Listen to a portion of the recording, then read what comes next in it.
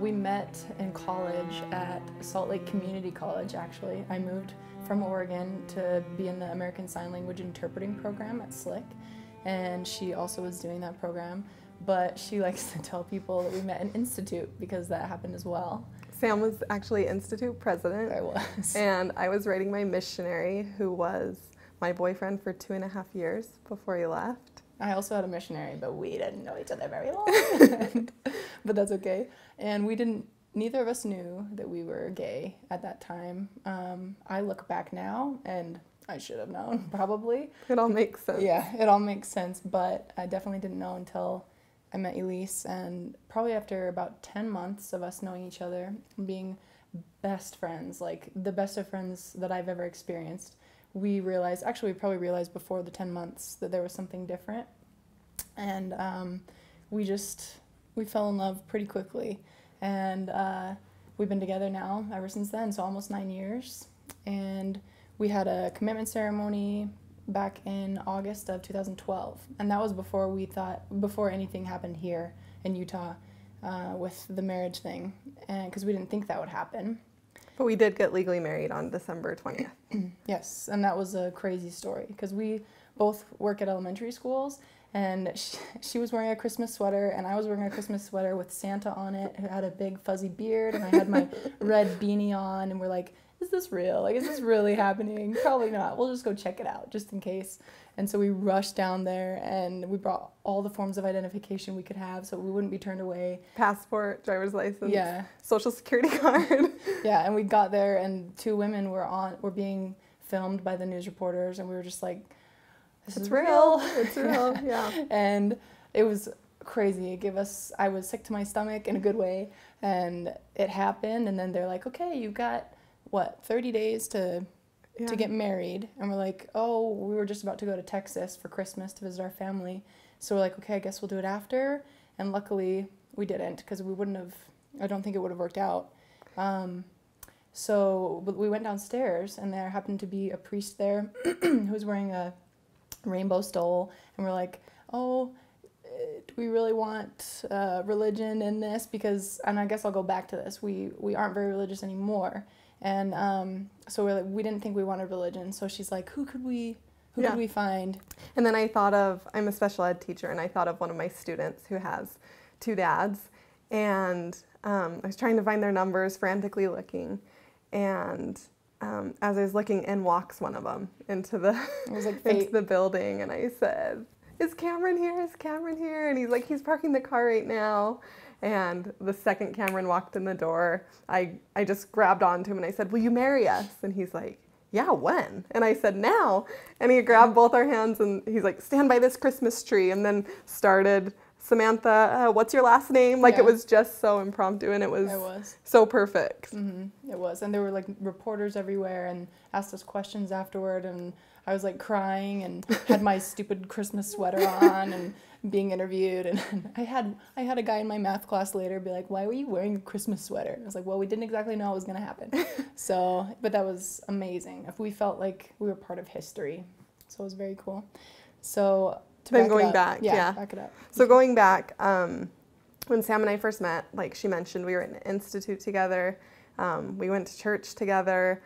I was teaching CTR5 and had 13 adorable little 5-year-olds, and very active. Both.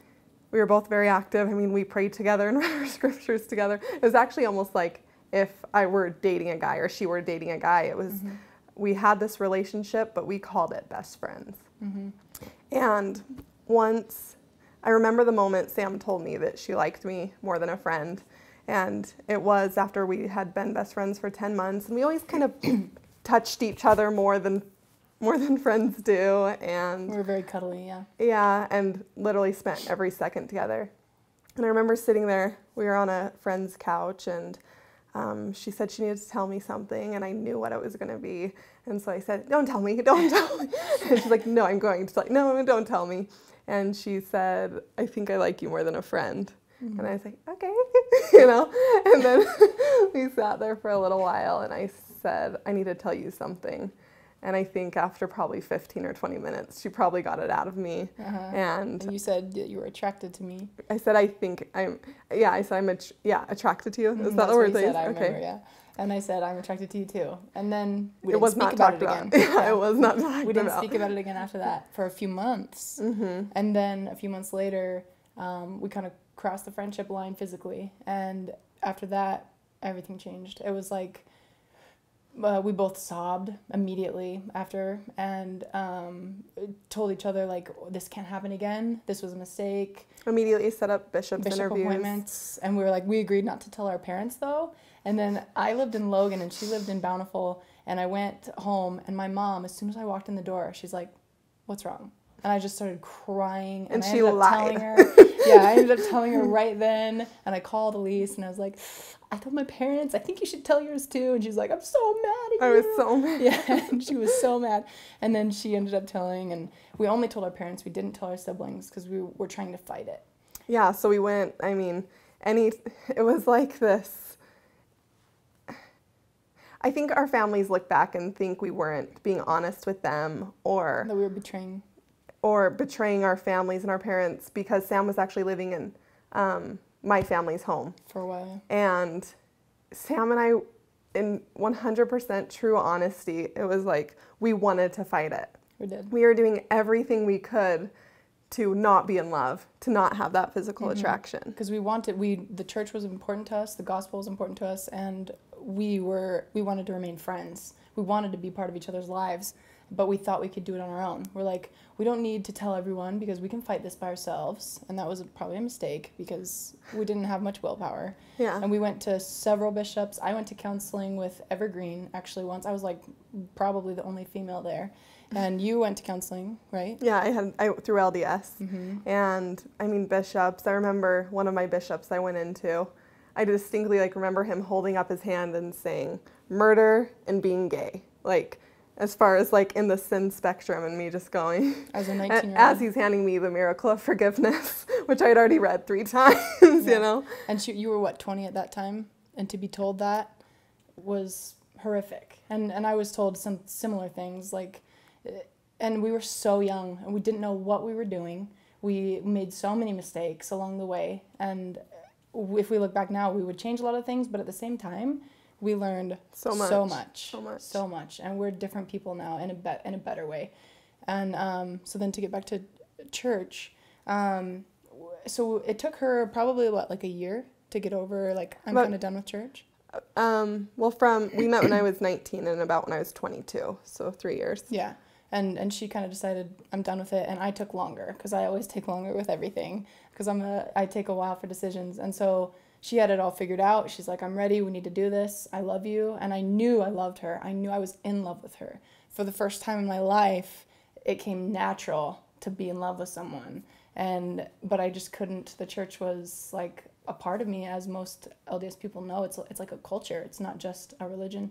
And it took me about 2 years more than you, right? Yeah. And 3.5 or so. Yeah. And luckily, she stuck it out. I mean, we had our ups and downs in between, but we ended up together, and 2009 was when we officially decided we're going to be together. We're going to do this. And it was that moment of having to pick the church or you. And it was easier for me to make that decision. It was a little bit more challenging for Sam. And that's the thing, is I felt the need to pick one or the other. I didn't feel like I could have both. I feel like now 2014, it's getting maybe a little bit easier for people to not feel that they have to pick one or the other, but for us, we definitely felt like we had to. And I actually still kind of feel that way, I guess. I couldn't do both. I can't do both. I'm so happy with Sam, and I don't need to be going to church every Sunday to get that fulfillment. I have found spirituality in many different ways, and I think a lot of our families feel like we can't have full happiness without the gospel. But I've really never been happier. Yeah, same here. It's true. But at the same time, I'm grateful for my upbringing in the LDS church. I think it has a lot of good values, and I love how families number one. I love that. But at the same time, it doesn't feel anymore like families number one all the time, because our families felt like they kind of had to choose as well. like they kind of felt like, oh, we're torn. Like, are we going to support our daughter and sister, or are we going to follow our beliefs that are a core part of who we are, you know? Like, so it's just complicated and tough, and it's day by day, and it's so personal for everyone. And yeah. And our families are still so active in the church, and we're still there to support our nieces and nephews singing in primary. And obviously the church is always going to be a part of our lives. It always is. And it is a lot of who we are, but we've kind of found life without it. Yeah. But we both wish to be respectful to people who are going to church in whatever religion, because I feel like it's kind of become my motto. You can't expect respect unless you're willing to give it. So, I don't know.